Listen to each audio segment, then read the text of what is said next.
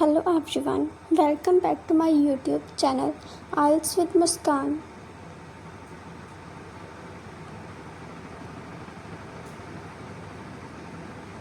In today's video, we are going to practice a complete IELTS listening test from part 1 to part 4.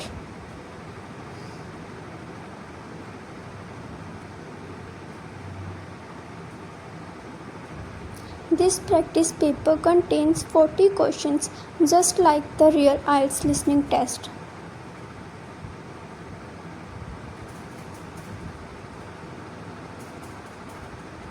We will look at note completion, multiple choice, map labeling, matching, and another note completion task in part 4.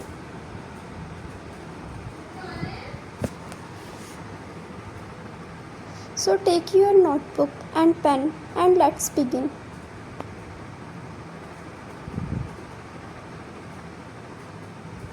IELTS listening tips.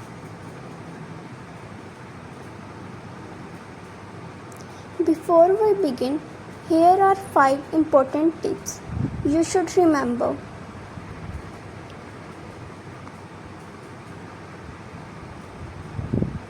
Tip number 1. Read before you listen. Use the time before the recording starts to read the question. Don't wait until the audio begins.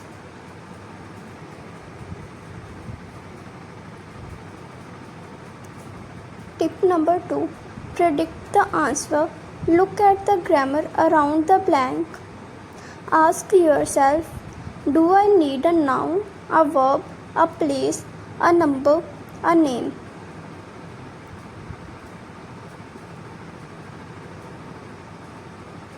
Tip number 3. Watch the word limit. If the instruction says one word only, write only one word. Don't write 2 words.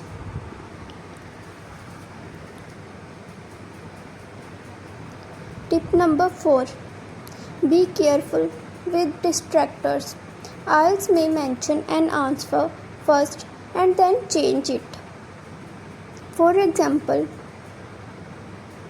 we originally planned to visit A, but we decided to visit B. The correct answer is B, not A.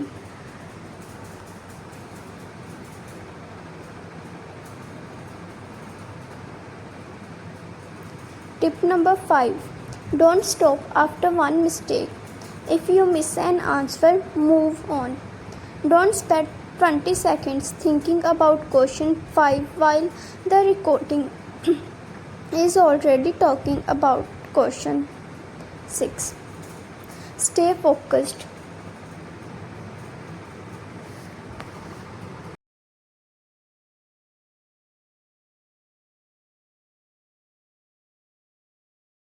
Test 1. You will hear a number of different recordings, and you will have to answer questions on what you hear. There will be time for you to read the instructions and questions, and you will have a chance to check your work. All the recordings will be played once only. The test is in 4 sections. At the end of the test, you will be given 10 minutes to transfer your answers to an answer sheet. Now turn to Section 1. Section 1. You will hear a conversation between a printing company employee and a customer. First, you have some time to look at questions 1 to 5.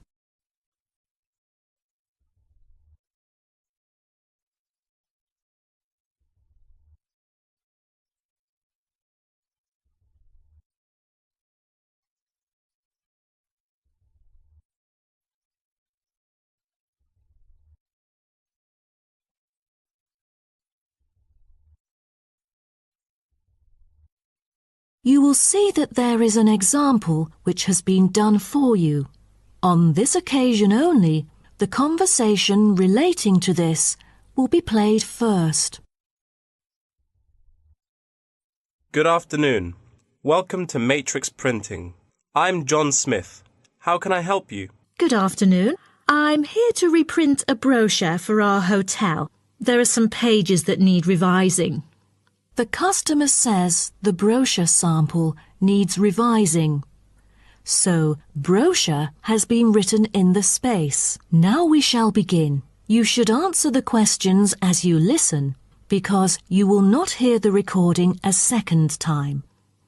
Listen carefully and answer questions 1 to 5. Good afternoon. Welcome to Matrix Printing. I'm John Smith. How can I help you?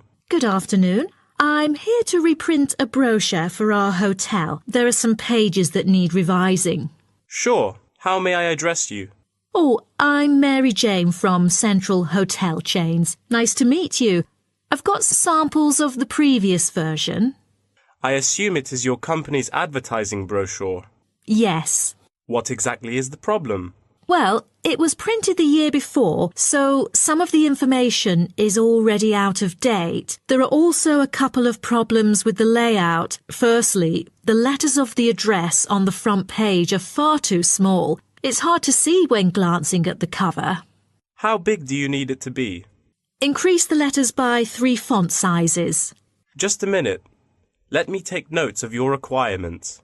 Okay. What else needs changing? The information regarding the pool should be deleted because it is currently under renovation and is not available. So, all of the relevant descriptions on page 2 should be removed? What do we replace it with? We can't just leave the whole page blank. Just fill it in with the introduction of our newly opened gym. I've included all the relevant information here in this flash drive. Let me check. I see. No problem then. What is also bothering us is that the description under the top photos on page 4 is incorrect. The word lounge needs to be replaced with reception. Fully noted. Is that all? No, there is more. Turn to page 5. We feel that showing merely the picture of our exterior and interior decoration does not fully represent the appeal of our hotel. On second thought, we've decided to use a picture with the view of the hotel. Do you have the original copy of the picture? Yes, it is also enclosed in the flash drive. Okay. We'll re-edit the whole layout of the photos. Great. Before you hear the rest of the conversation, you have some time to look at questions 6 to 10.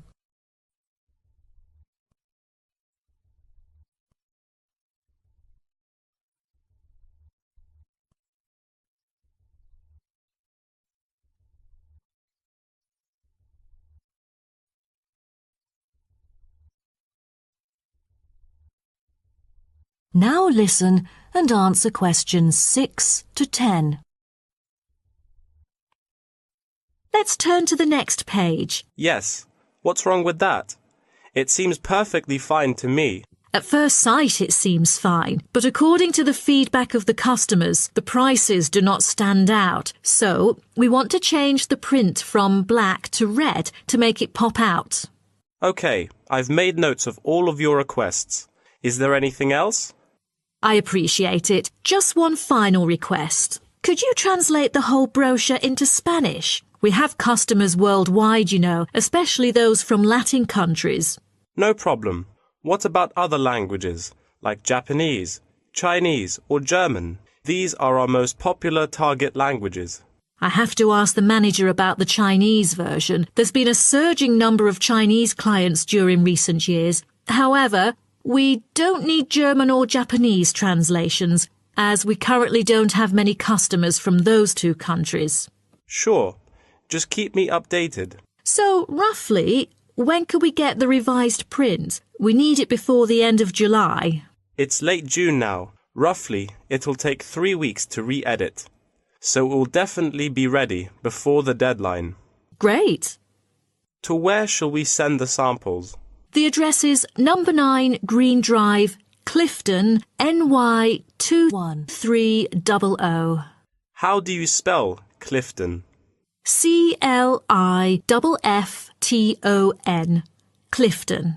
And the telephone number? It's 9030366602. Also, if you have any further questions, you can reach me through this number. Okay. That is the end of section 1. You now have half a minute to check your answers.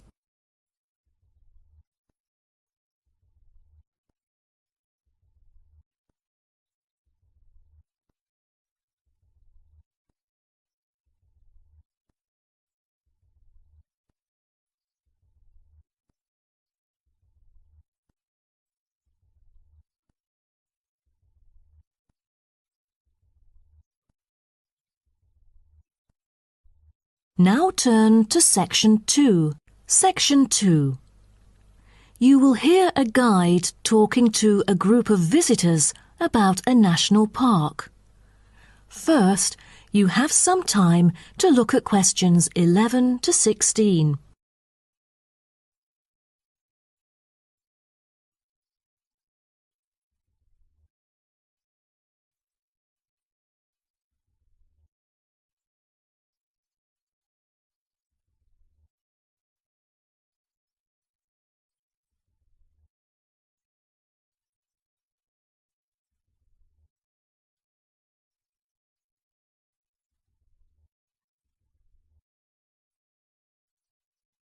Now listen carefully and answer questions 11 to 16.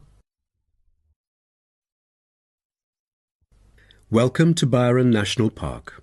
I am Jim Carson, your tour guide for the trip. First, I'd like to give you some basic information about the park. Covering 7,000 acres of land and spanning across 3 states, Byron National Park was established to protect the area's most spectacular scenic values. With unique geological features, natural history, and native plant and animal life, it is an ideal destination for recreation as well as research purposes. The park has a breathtaking waterfall connecting the longest river in the country, but it is most renowned for having the largest subtropical rainforest worldwide.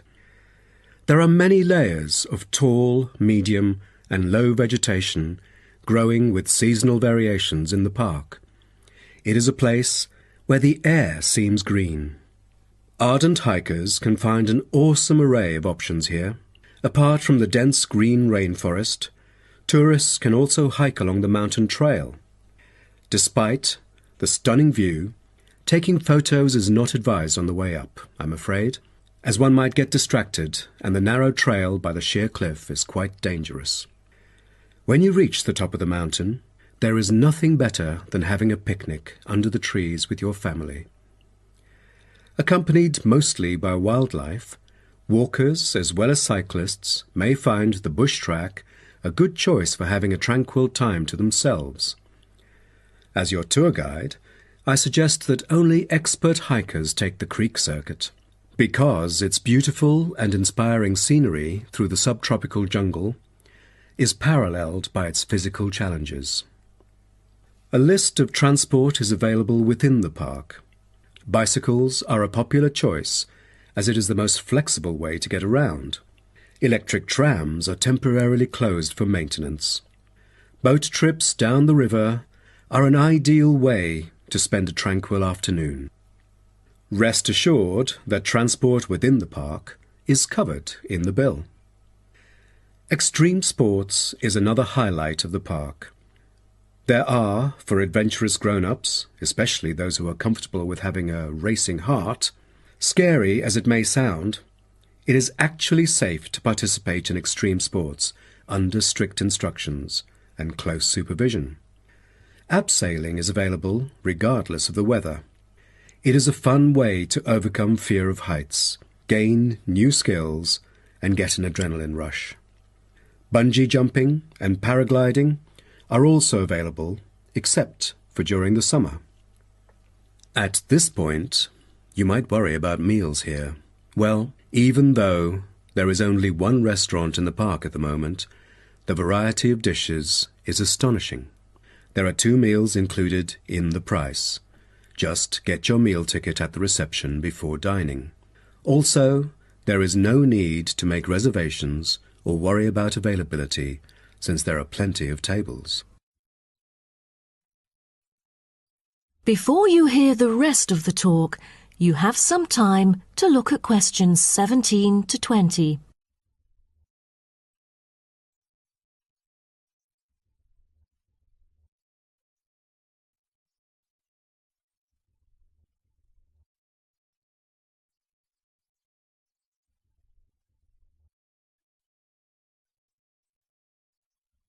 Now listen and answer questions 17 to 20. During your stay here, you might want to know what there is to do. Let's turn to the plan so I can familiarize you with the layout of the park. Most tourists would choose to stay in our guest house, located in the southeast corner. It features 63 tastefully appointed guest rooms, many of which offer spectacular views of the park. You'll find a home away from home at our guest house. But for those who want to experience the natural beauty up close, there is also a campsite. When you get out of the guest house, go straight ahead, turn right at the end of the road. To your left, there is a campsite amongst the trees where you could spend a night under the stars together with owls and chipmunks. If you look at the top left of the plan, you will notice a picnic area. You can either bring your own food, or we can deliver food to you. Barbecue is an option. The business centre is situated directly opposite the picnic area. It provides flexible, fully serviced offices, conferencing suites, meeting rooms, and is equipped with the latest multimedia facilities. Wired, as well as wireless, high-speed internet is available within the entire premises. The centre is designed to cater to both individual travellers and corporate groups. Visitors can also go to the museum, which holds a vast collection that exhibits local history and a natural habitat. You start from the guest house, just turn left at the first conjunction, then walk past the tea house. Turn right. You'll see the museum after making the third right. Have you found it? Pretty easy, right? To spend a delightful afternoon with a book and a fresh cup of coffee, you can go to the only cafe in the park. From the guest house, you go straight, then take the second right, and you'll see the cafe right in front of you. You might want to check out our all-season tennis court, which offers instruction for all ages and skill levels. It is located right opposite the cafe. That is the end of section 2. You now have half a minute to check your answers.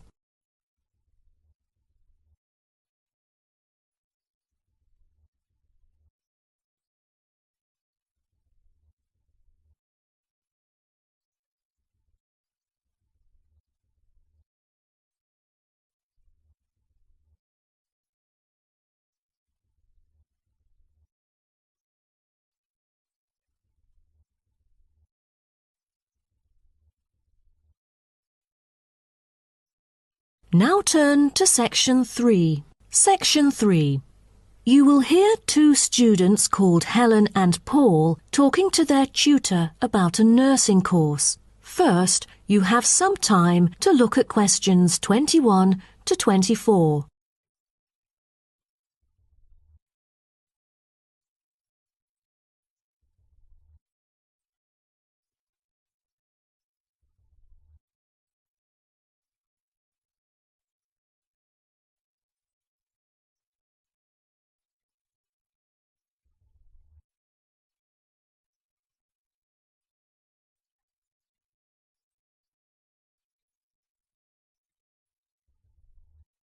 Now, listen carefully and answer questions 21 to 24.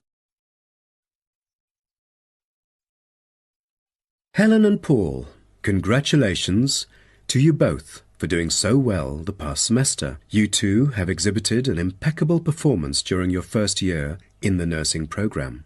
I'd like to get some feedback from the two of you to better improve the program and to provide guidance for our prospective students. I'd like to start with you, Helen. So, first of all, which aspect of the program impressed you? Well, to be honest, when I was enrolled into the course, I was expecting a group of classmates my age. But as I stepped into the classroom for the first time, I was surprised by the diversity. Most were in their 20s, but there were also those in their 30s or even 40s.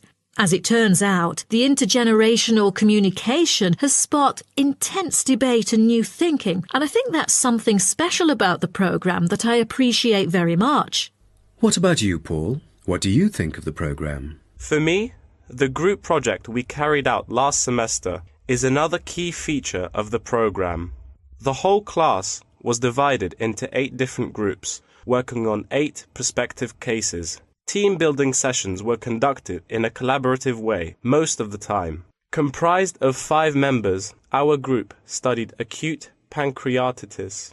During the process, we broke the task into different parts and assigned them to each member. We were then able to tackle the complex problem by pooling our knowledge and skills. More importantly, stronger links were established between the group members. Because of the project, we've all become good friends. That's true. According to graduates, group projects prepare them for the work world in which teamwork and collaboration are increasingly the norm. So tell me, Paul, what else do you like about the program? I want to be a registered nurse working in a public hospital after graduation. So the internship provided is a valuable opportunity for clinical practice in a supportive learning atmosphere. However, I was amazed by the amount of written assignments, since I thought the course should have focused more on practice-oriented learning. Well, I have to disagree with you, Paul. The essays demonstrate your understanding of the course.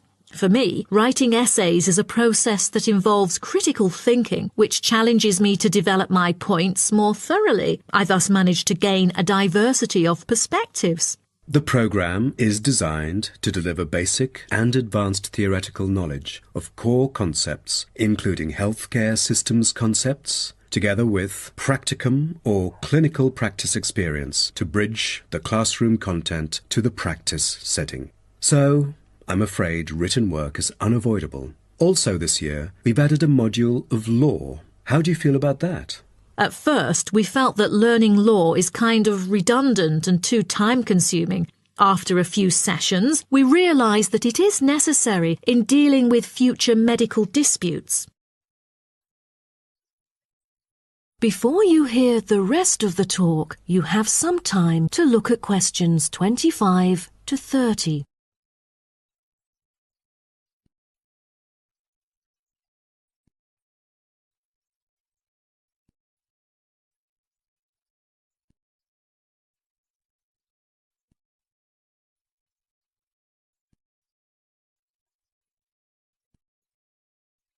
Now, listen and answer questions 25 to 30.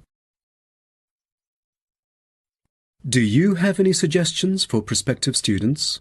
What bothers me most is handing in essays on time. I almost missed the deadline once because there were 3 essays due within the same week, so rationalizing your time is critical. Well, that's true. The lectures deliver so much useful information. I have poor memory, so I kept making notes and revisiting them on a regular basis. To my surprise, at the end of the semester, I have learnt the key concepts by heart. How was the research? I heard that it was quite challenging. How did you manage to overcome the difficulties? That's true. The majority of us had no clue how to carry out the research at first. Fortunately, when I was digging up reference materials at the library, I sought help from the librarian. She taught me about finding the appropriate resources and choosing the proper research methods. Have you checked out the online forum? Yes, it has become a habit for me to visit the forum regularly. In a sense, it extends classroom learning.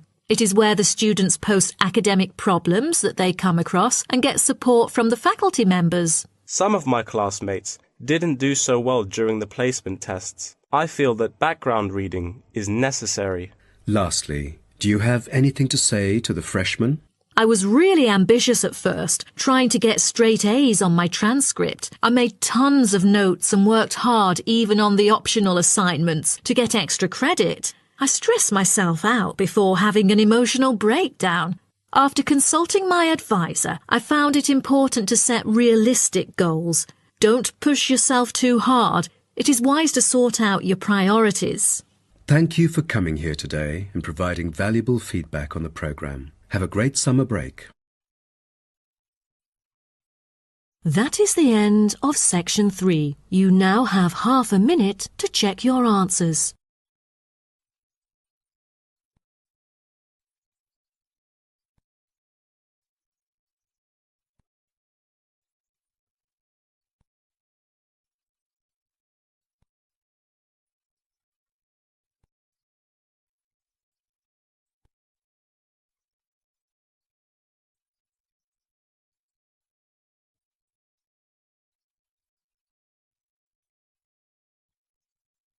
Now turn to section 4. Section 4.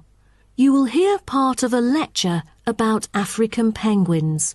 First, you have some time to look at questions 31 to 40.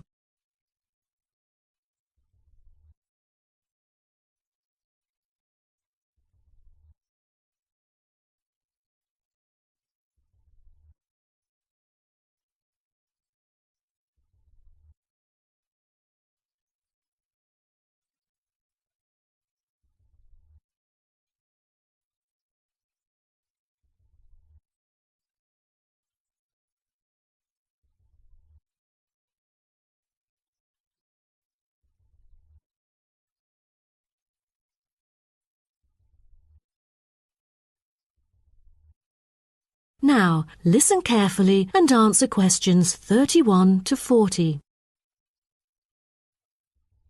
Good morning, everyone. Today's lecture is about a type of adorable animal, the penguin. When you think of penguins, you may picture them surrounded by snow and ice. But not all penguins live where it's cold. African penguins live in the southern tip of Africa. They are usually found within 40 kilometres of the shore and on a number of its surrounding islands. African penguins are also known as jackass penguins because they make donkey-like braying sounds to communicate. African penguins can keep their body temperature at a stable level, but their land habitat can get quite warm, so there are a number of ways for them to stay cool. They limit their daylight movements on breeding sites on land to early mornings and early evenings to avoid too much sun. The pink glands above their eyes can help them cope with the temperate climates. Like other penguins, African penguins spend most of the day feeding in the ocean, which also helps keep them cool. Being a type of small to medium-sized penguin species, African penguins average about 60 centimetres tall and weigh up to 3.6 kilograms. They have a black stripe and a pattern of unique black spots on their chest. Males are larger than females and have larger beaks. Even though they are categorized as birds, African penguins aren't able to fly because of their heavy bones. Their wings are more like flippers that make them particularly suited for life in the water. When they're on land, their flippers and their tails help them keep their balance and walk upright. African penguins begin to breed at the average age of 4. When a male and female pair up, they tend to breed together for the rest of their lives. Most other penguins nest and lay their eggs out in the open, but African penguins have a different approach. They dig holes under bushes out of their own excrement, called guano, so they are sheltered from the sun and predators. The African penguins survive on a diet that is comprised mainly of marine organisms. They feed primarily on fish like sardines, along with the occasional squid and shellfish. But when normal food is in short supply, they eat tree roots as well. The streamlined body of the African penguin allows it to move through the water like a rocket, capable of reaching a speed of around 20 kilometers per hour when hunting for food.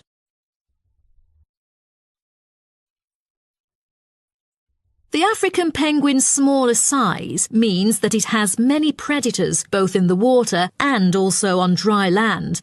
Their natural predators at sea include seals and sharks. The biggest threat to them on land is not just towards the adult penguins. The penguin chicks are sometimes taken by seagulls into the air and dropped from above. The seagulls could thus feed on them. At risk from predators, young penguins are protected for about 40 days after hatching by both parents. They will leave the colony when they are between 3 to 5 months old and will return a few years later. The entire surface of their body is densely covered with feathers, which fall off during the winter. This process is called molting and takes about 3 weeks to complete. During that time, they are unable to forage. Therefore, prior to this, African penguins spend about 5 weeks laying down fat deposits.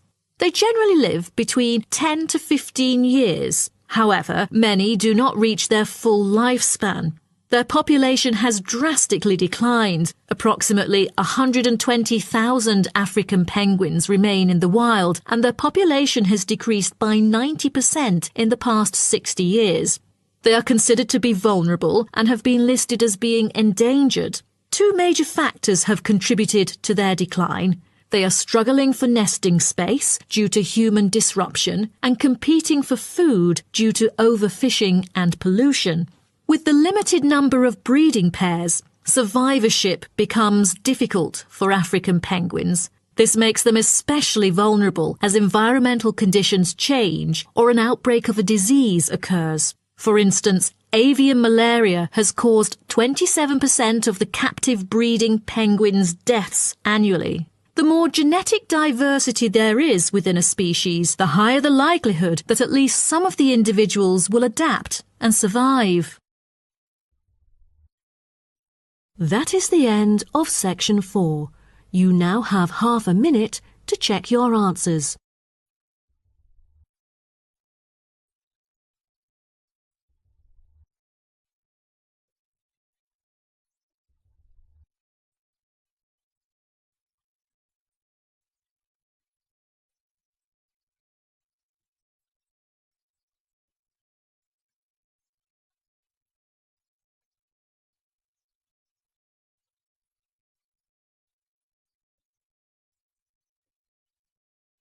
That is the end of the listening test.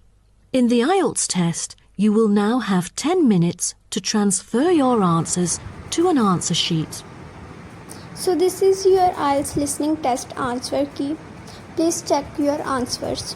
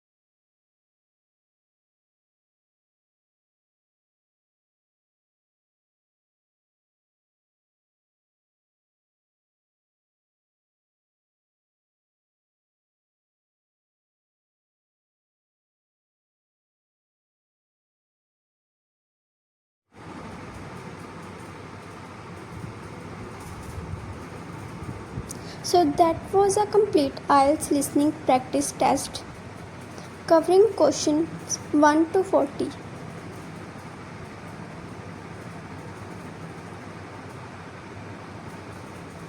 If you are preparing for IELTS, practice listening every day and focus not only on getting the answers but also on understanding, paraphrasing, distractors, spellings, and word limit.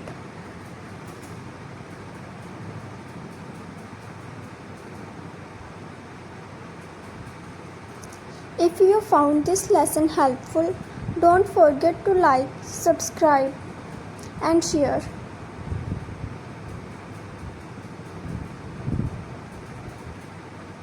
For more IELTS vocabulary, grammar, speaking, reading, writing, and listening lessons, follow IELTS with Muskan.